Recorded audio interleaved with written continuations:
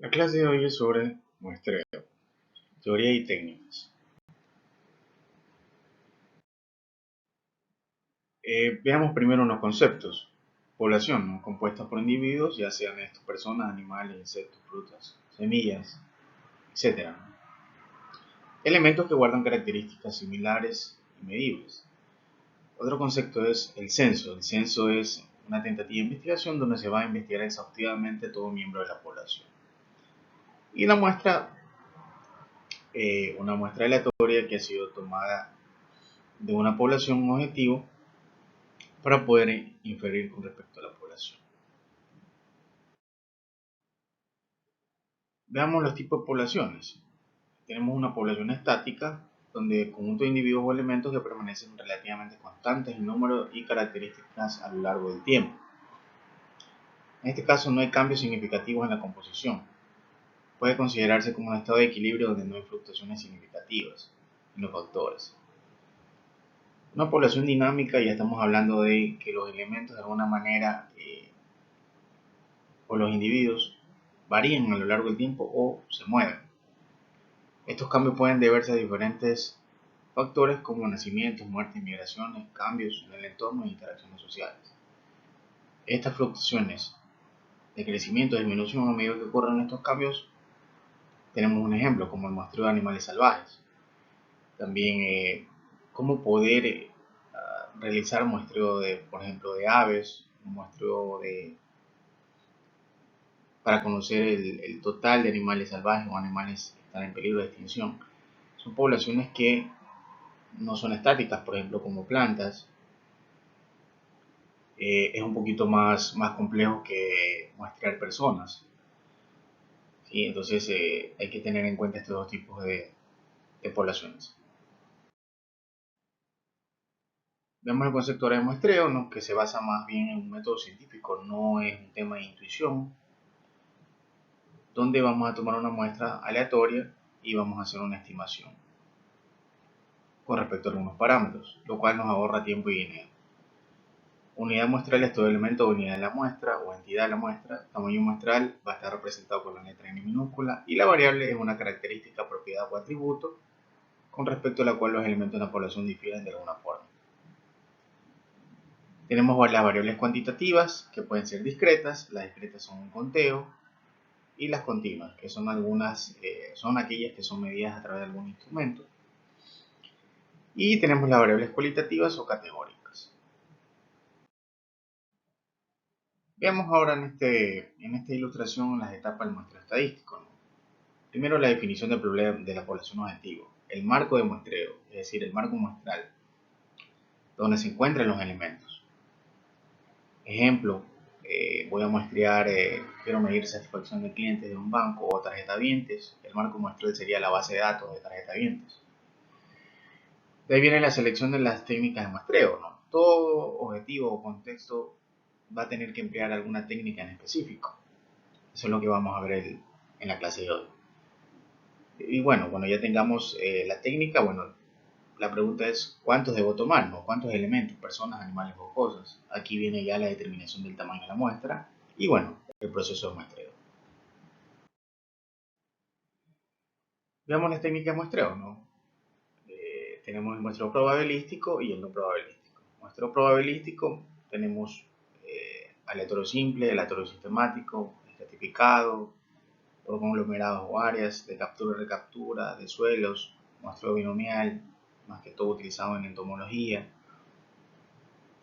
Y por otro lado tenemos la otra clasificación que es el muestreo no probabilístico. Muestreo por conveniencia, por juicio, por bola de nieve, por cuotas. Básicamente estos muestreos utilizados en temas de marketing, administración, economía. Cada elemento que pertenezca a esta muestra, utilizando esta técnica de muestreo, no tiene una probabilidad de ser escogido, por eso es que es un muestreo no probabilístico. Acá, en cambio, en muestreo probabilístico, cada elemento va a tener una probabilidad de ser escogido, por eso su nombre, no muestreo probabilístico. Entonces, ¿pero qué son los muestreos probabilísticos? Son aquellos en los que todas las unidades muestrales tienen una probabilidad conocida de ser seleccionadas y que en ningún caso resulta ser cero. Todos los individuos tienen la misma probabilidad de ser elegidos para formar parte de la muestra. Mediante el uso de técnicas estadísticas se puede calcular el error muestral.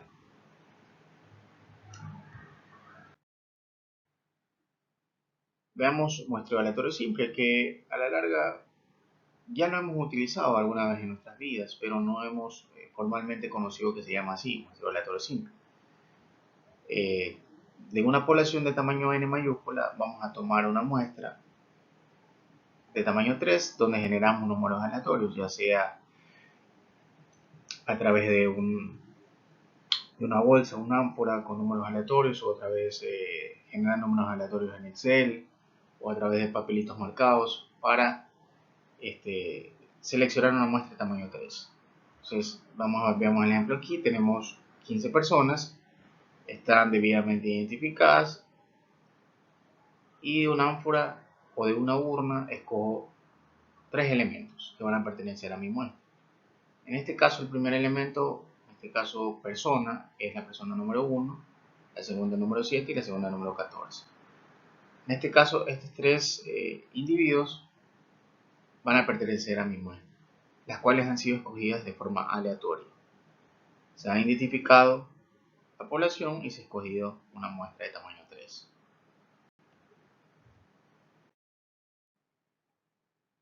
Veamos ahora el muestreo aleatorio sistemático. El muestreo sistemático va a tener un punto de partida el cual es aleatorio, ¿sí? Que va a ser el primer miembro muestreado. Tras determinar ese punto de inicio, vamos a calcular un intervalo de salto, el cual es K, donde K es igual a N sobre N, es decir, el tamaño de la población sobre la muestra. En este caso hemos puesto un ejemplo, supongamos que la población es 50 y la muestra es 10. El salto es 5. ¿Este salto qué quiere decir? Que a partir del punto aleatorio del primer elemento, que el cual fue a través de un número aleatorio seleccionado, vamos a saltar 5 elementos. Constante para garantizar la representatividad. Este valor de K o este intervalo de salto K es una constante para garantizar la representatividad. Este intervalo se aplica para elegir a cada enésimo miembro a partir del punto de partida aleatorio, hasta completar el tamaño de la muestra necesaria. Supongamos que comenzamos aquí, ¿no? Aleatoriamente fue seleccionado este segundo elemento y de allí tenemos saltos de 5 en 5, ¿sí?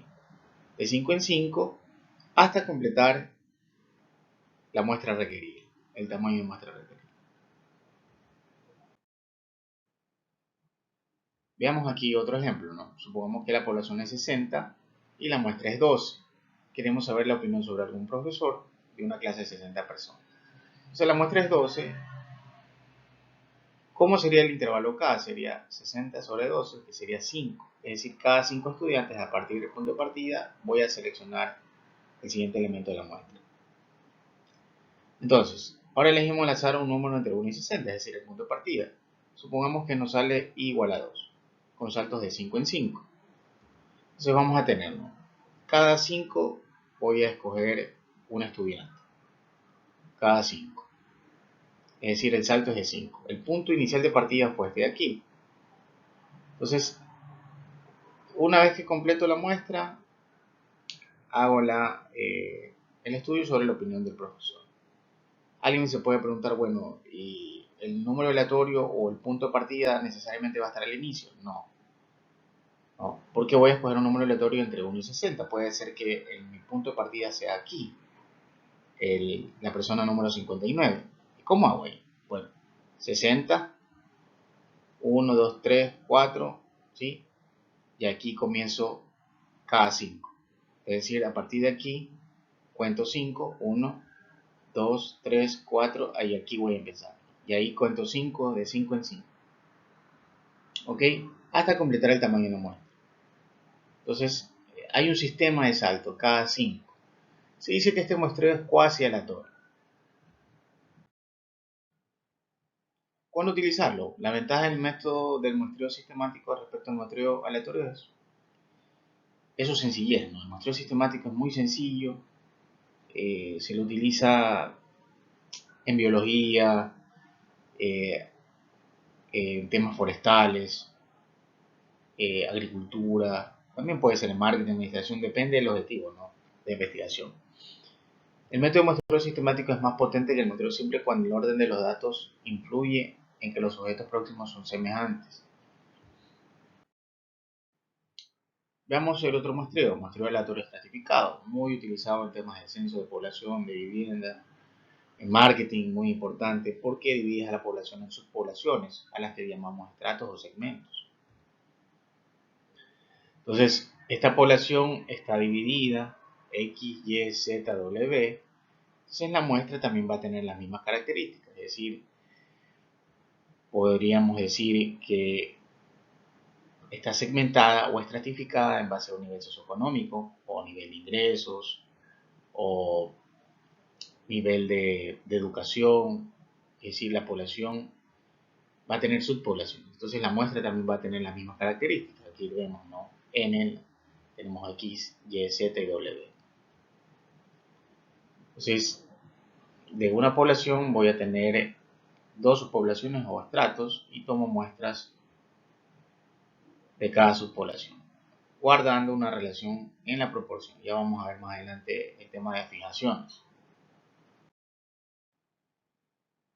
Entonces, tengo una población, pero hay subpoblaciones. Subpoblaciones que cada subpoblación tiene características muy similares, pero difiere de las otras poblaciones. Y aquí está representado en colores.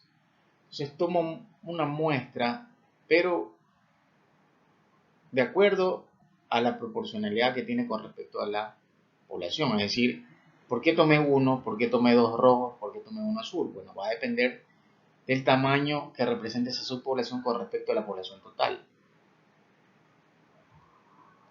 Entonces tenemos tipos de afijaciones. Afijación uniforme, es decir, voy a tomar muestras de tamaño igual para cada estrato. Afijación proporcional va a ser con respecto a la proporcionalidad o el peso que tenga cada subpoblación con respecto a la población total. Básicamente, esta ilustración más se refiere a esta de aquí, ¿no? A la afijación proporcional. Es decir, una ciudad, según el número de habitantes, dividido para el total de habitantes de ese país. Voy a tomar una muestra de esa ciudad de acuerdo a su número de habitantes, ¿sí? De acuerdo a su peso que tiene con respecto a un nivel país. Entonces, esa fijación va a ser proporcional. Y también tenemos la fijación óptima, donde vamos a utilizar las varianzas. Este tema de las varianzas es para un tema más de recursos económicos, ¿no? Optimizar la muestra, ¿sí? Se dice estratos con poca varianza, es decir, que van a ser más homogéneos los estratos, requerirán un tamaño de muestra menor, mientras que los estratos más heterogéneos requerirán una muestra mayor. El tamaño de muestra óptimo en este sentido para el estrato I es, aquí está la fórmula, es decir, que el criterio aquí va a depender de la varianza. Es decir, si son más homogéneos los estratos, bueno, voy a tomar una muestra más pequeña, definido con esta fórmula. Si hay mucha dispersión entre los elementos, es decir, hay heterogeneidad, bueno, la varianza va a aumentar, entonces va a tener que muestrarse un poquito más los elementos. Muestreo de conglomerados o por áreas, muy utilizado, ¿no? En temas de estimación de totales, eh, conglomerados o clúster en inglés, o también por áreas, más que todo en temas de agricultura, de temas forestales.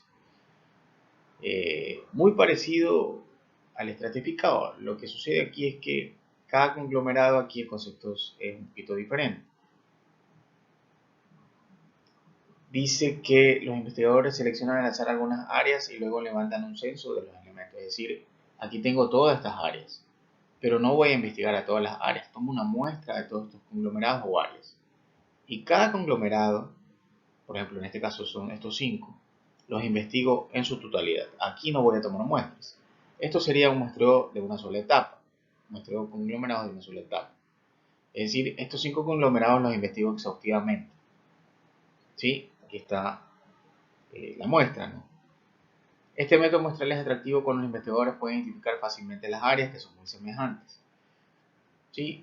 Por ejemplo, una zona arrocera, dividido en varias zonas donde se produce arroz, se entendería que estas zonas son muy similares con respecto a la producción, ¿sí? Entonces, Este muestreo es muy utilizado para temas de áreas geográficas o en temas de censo. ¿Ok? Entonces aquí tenemos un clúster, un conglomerado, una población, donde voy a tener que cada conglomerado es muy similar al otro. ¿Sí?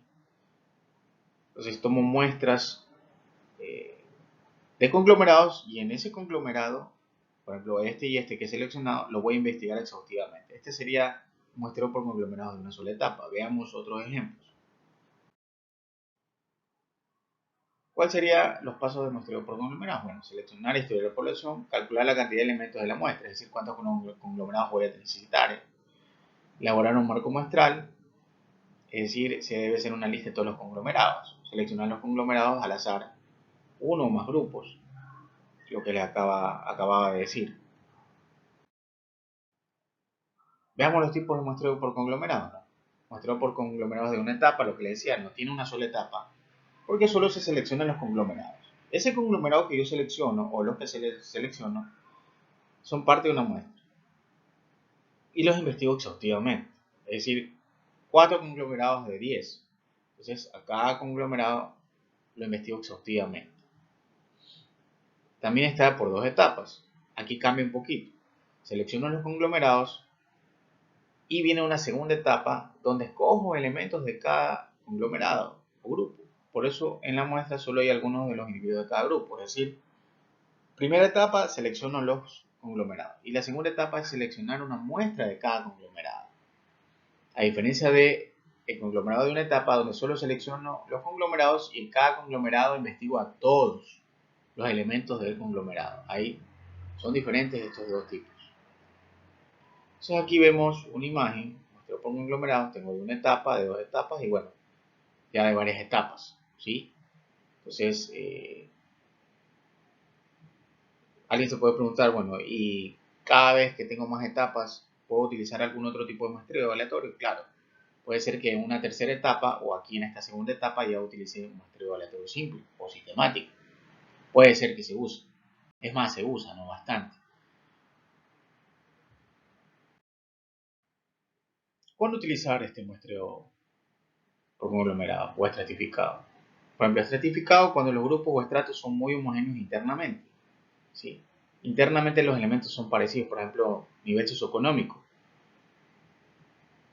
Entonces, son internamente iguales, pero diferentes. El alto, el bajo y el medio son diferentes entre ellos, cada estrato.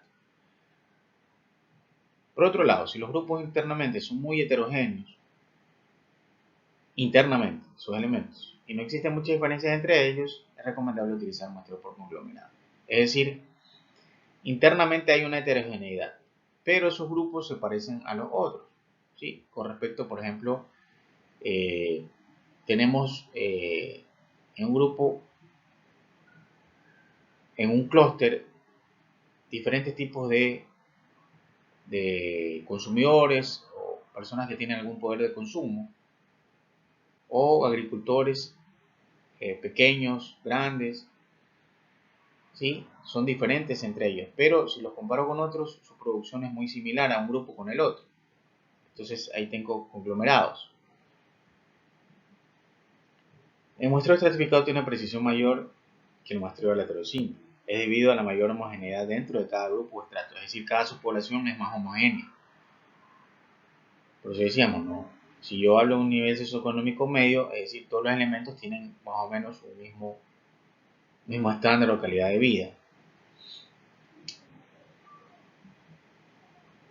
Debido a su precisión, un tamaño de muestra de la muestra menor. Por el contrario, el muestreo estratificado es más costoso y requiere más tiempo, tanto para el conocimiento de los estratos como para la definición de las variables. Claro, ¿no? El muestreo aleatorio simple es un poquito más sencillo porque no tengo que dividir, ya sea en áreas o en segmentos o en subpoblaciones, sino que muestreo la población en general. En cambio, el muestreo estratificado conlleva un poquito más de elaboración. Veamos ahora el muestreo de captura y recaptura, lo utilizamos mayormente en biología. ¿Sí? Este muestreo o este método de Peterson se basa en los siguientes supuestos. Las dos muestras son independientes. Por ejemplo, yo tomo un muestreo, no hago un muestreo, la cual va a ser una primera captura ¿sí?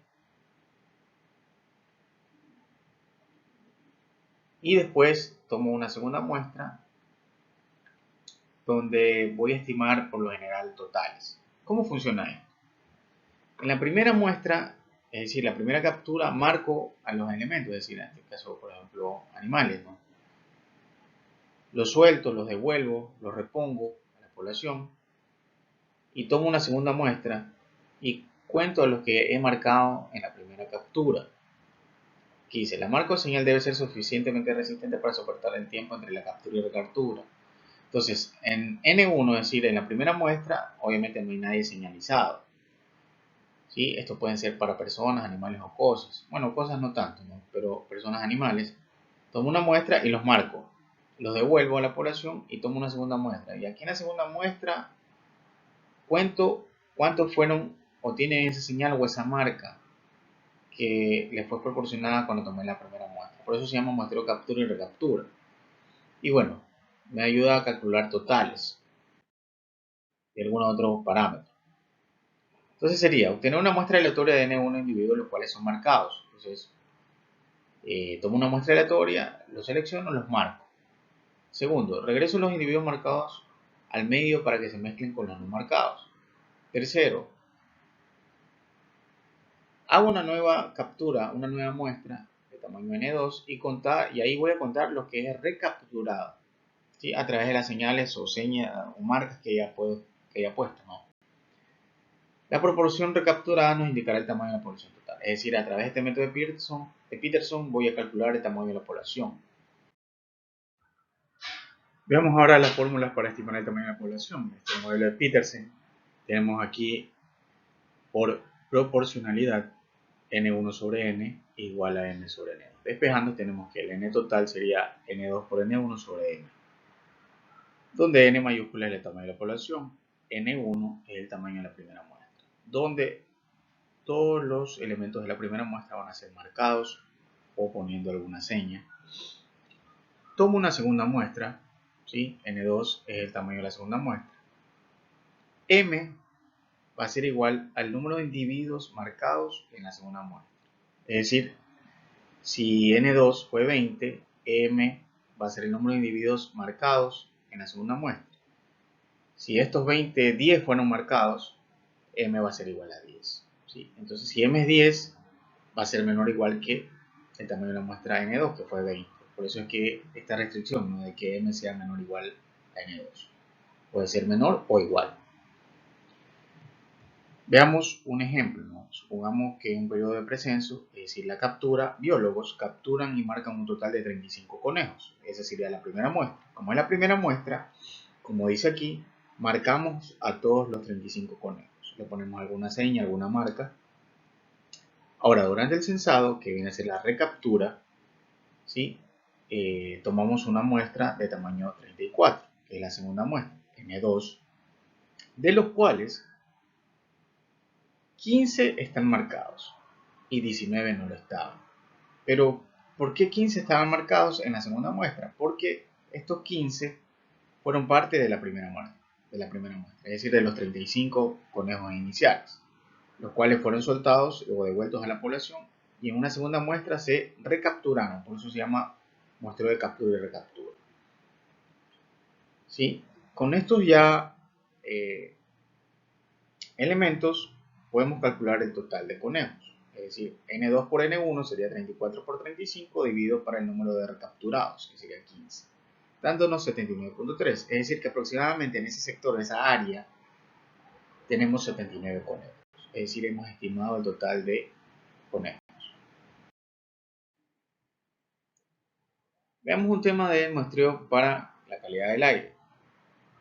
Bueno, el aire es una mezcla gaseosa compuesta en un 78% de nitrógeno, 21% de oxígeno y 1% de gases como dióxido de carbono, ozono, argón, xenón y radón. Siempre hay que estar midiendo el tema de calidad del aire, ¿no? ¿Cómo es esto? Definición de número y sitios de muestreo. Bueno, localización de los sitios de muestreo, densidad o número de puntos de muestreo, requerimiento del sitio de muestreo. Depende de cada país, ¿no? La legislación ambiental, por ejemplo, aquí en este ejemplo se ha identificado en la atmósfera más de 100 contaminantes. Entonces, algunos de estos son contaminantes más comunes, no principales: hidrocarburos, dióxido de azufre, monóxido de carbono, partículas suspendidas. Entonces, siempre es importante estar midiendo la calidad del aire, ¿no?, en zonas industriales o etcétera, en la ciudad. Muestreo de suelo. Hay muestra simple, muestra compuesta. En la muestra simple son usadas en trabajo de investigación y en suelos muy homogéneos. Se recomienda 4 muestras por hectárea de 1 kilogramo de suelo cada uno. En las compuestas se refiere a la muestra de suelo obtenida por la extracción de varias muestras simples o submuestras, reunidas en un recipiente y bien mezcladas, donde se retiran de 0.5 a 1 kilogramo de suelo. Son las más utilizadas en temas de fertilización. Se recomienda de 15 a 20 submuestras por parcela de muestreo. ¿Cuáles son las características de los muestreos en diferentes cultivos? Bueno, para cultivos anuales, retirar las muestras de los surcos a una profundidad de 20 centímetros. Y si el sistema es de siembra directa, se recomienda muestrear a 2 profundidades, ya sea de 0 a 10 y de 10 a 20 centímetros. En cambio, para cultivos perennes, se debe realizar el muestreo en la zona de fertilización.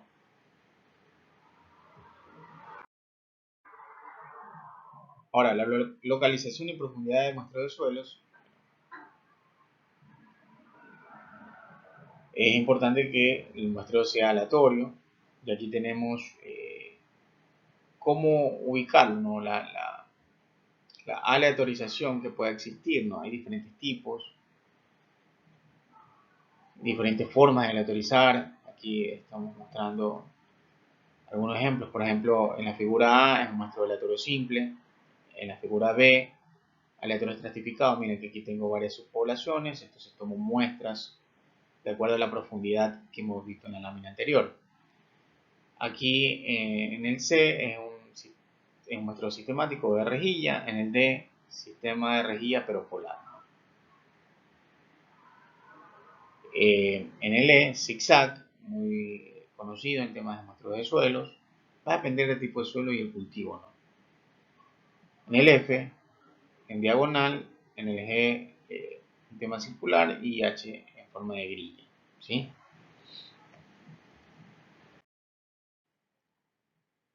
En el tema de muestreo binomial y secuencial es un tema de insectos, un tema de plagas, un tema de entomología, donde tenemos que, para las poblaciones de trips occidental de las flores, ¿sí?, en el cultivo de fresa, para ello se desarrollan métodos de muestreo de diversos tipos: enumerativos, contando el número de trips por flor, o bien binomiales, en los que se encuentra el número de flores ocupadas, es decir, presencia o no presencia.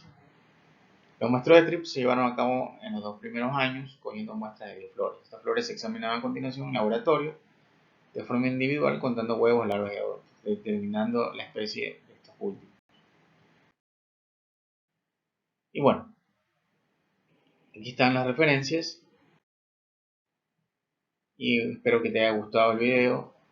Dale like, suscríbete y muchas gracias.